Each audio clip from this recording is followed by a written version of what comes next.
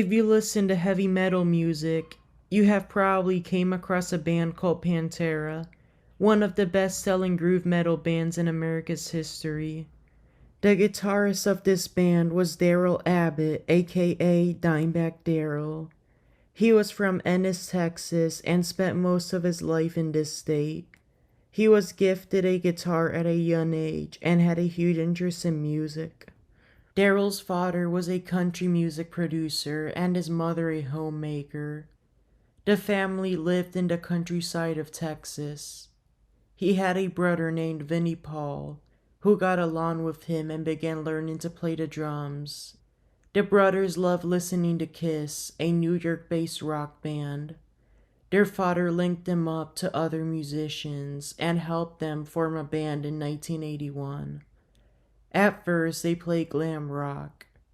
Over the years, their fellow bandmates changed. They would come and go. In 1982, the classmate of Vinnie Paul joined the band and became a bass player. By 1986, the main Pantera lineup was formed through auditions. They discovered metal vocalist Phil Anselmo, who was 19 years old at the time. The band continued playing glam metal for some time, but then switched to groove metal, a style of heavy metal music that consists of screaming vocals. They recorded demos and would show them to record labels to see who signed them. Meanwhile, Darrell taught private guitar lessons and worked at a photo mat with his brother Vinny after they graduated high school. They were rejected by major labels 23 times and were officially signed by Atco Records in 1989. They became a successful band and made a living out of music, with hit songs such as Walk, Cowboys from Hell, Domination, and Cemetery Gates. However, the relationship between the Abbott brothers and their vocalist Phil Anselmo became toxic. In 2000, the brothers, along with their bass player Rex Brown, formed a band with fellow musician David Allan Coe called Rebel Meets Rebel. The new band was a mix of country, metal, hard rock, and blues. With both Pantera and Rebel Meets Rebel, Dimebag Darrell gained a fan base. However, as the years passed, he and his brother did not get along with their Pantera vocalist Phil Anselmo. The band ended up splitting up in 2003. Dimebag then started another metal band called Damageplan. In 2004, this new band went on tour. On December 8, 2004, they arrived in Columbus, Ohio, to perform at the El Rosa Via nightclub.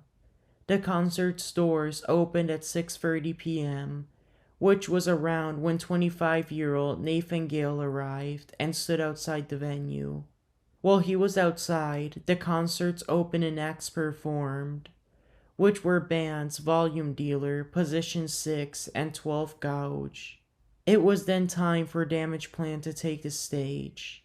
Nathan Gale had been angry at Pantera's 4 band members for splitting up. He jumped over the fence in the back of the El Rosa nightclub and entered the concert as Damageplan played their first song, Breathing New Life. The concert's ticket was only $8. Nathan had a handgun with him, which was a gift from his mother. Once he walked on the stage, he started shooting the gun. Nathan Gale shot Dimebag Darrell, instantly killing him.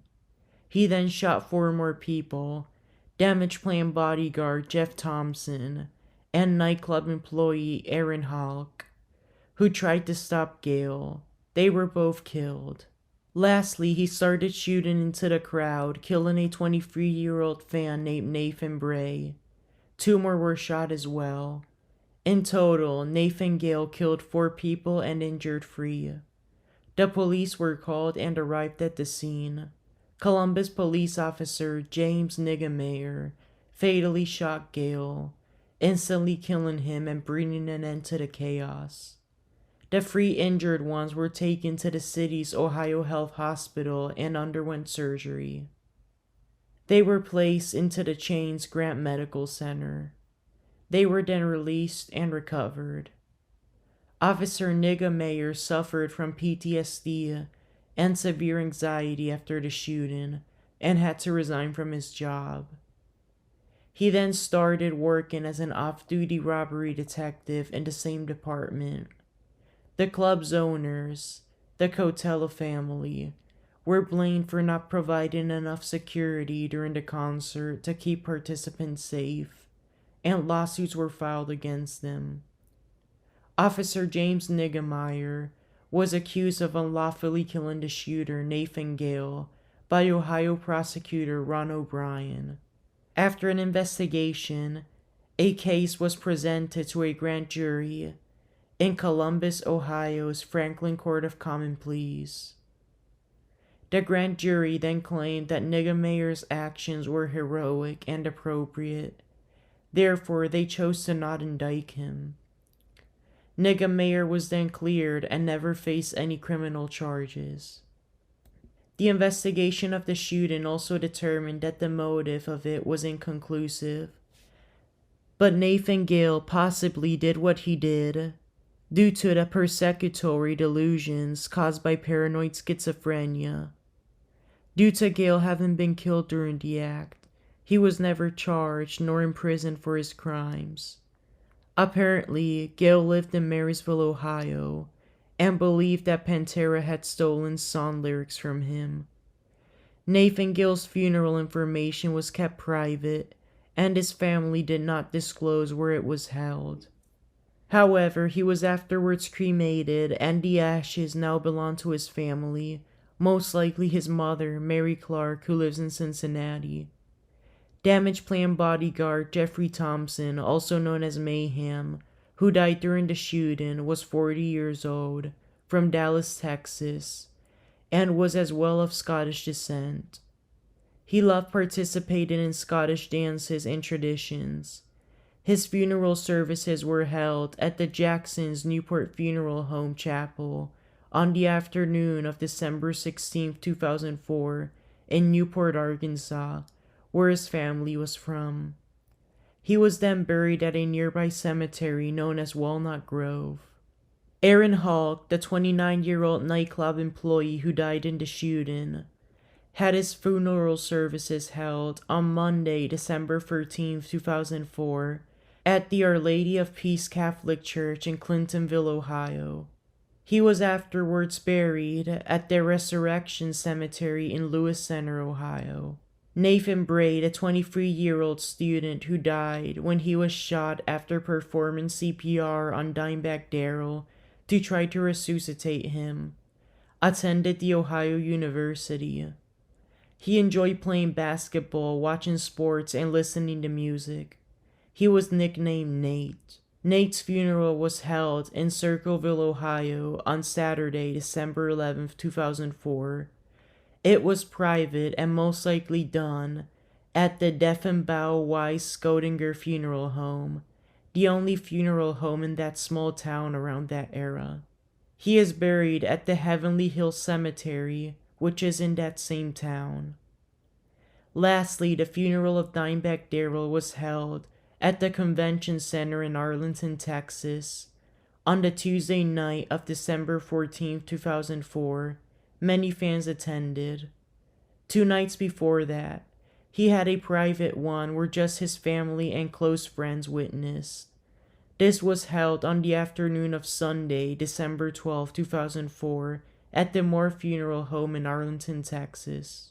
He was buried with his mother at the Moore Memorial Garden Cemetery, also in Arlington. It was then time to have the El Rosa Villa nightclub be held accountable. The 2 lawsuits filed against them were due to the deaths that occurred and those injured, which happened because the club did not have the appropriate security and let a shooter enter with a firearm. These lawsuits were prosecuted by civil attorney Gerald Leesburg and dismissed in 2007 after they had been settled outside of court with the collaboration of the nightclub's manager, Rick Cotella. The El Rosavia nightclub was shut down and demolished on December 7th, 2021, due to unrelated reasons that I may cover later in this podcast. It is now an affordable housing complex. Thank you for listening, and please share this podcast to someone you know who may be interested in true crime. Don't forget to follow the podcast and like this episode for more content. Till next time, goodbye.